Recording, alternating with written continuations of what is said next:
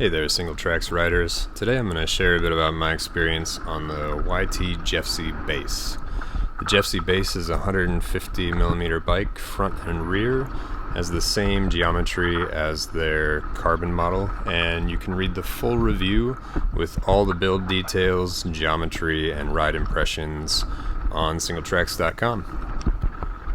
In this video I'm going to talk a little bit about the two groups of people that this bike kind of seems to be designed for. First being newer riders who want to get into a less expensive bike. Maybe they're not sure they 100% want to commit, or they don't quite have the budget for a fancier build or need for it yet. And then the second would be folks who have been riding for a really long time, and this is the bike they can afford.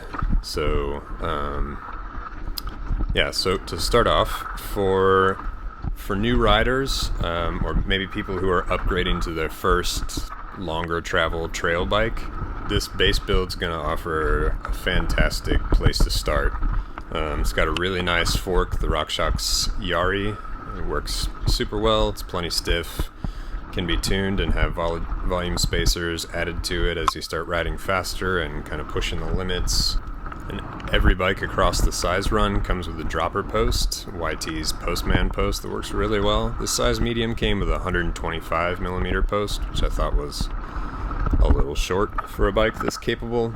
The only piece of kit on this Jeffsy Base model that I would say is maybe not going to work well for newer riders or even beginners is the brakes. These Guide T brakes are just way underpowered, and I feel like newer riders, veteran riders for sure, but also newer riders are going to be better off upgrading the brakes, at the very least upgrading the front brake to something with more power.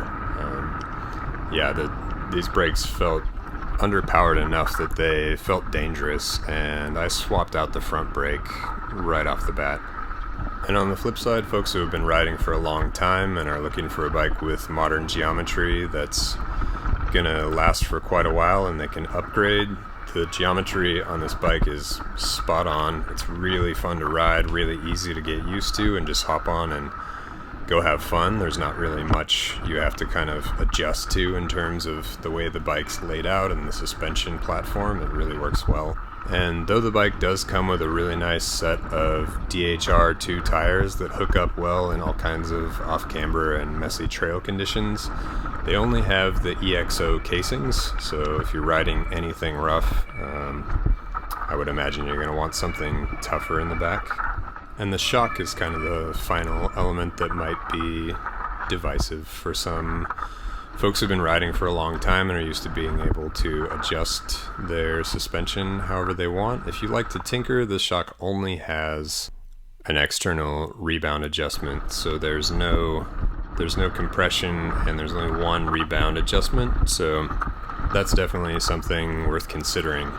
That said, once I swapped out the brake and actually tested a few different shocks on this bike, one coil that worked amazingly well. It's not too long, it's also not too short, it's not too slack, it's kind of like it's a good Goldilocks bike.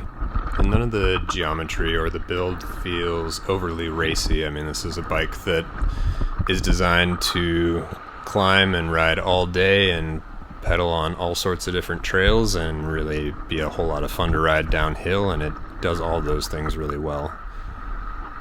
Priced at $3,299, it's a really nice bike to ride and learn a lot of skills on and just enjoy riding, and then maybe upgrade bit by bit over time. And for riders that maybe aren't as stoked on the few somewhat necessary upgrades that I mentioned, YT does have their base carbon model for $29.99. for anybody who might not want to wait to make those upgrades. For more on the Jeffsy Base and other mountain bike news, check it all out on Singletracks.com.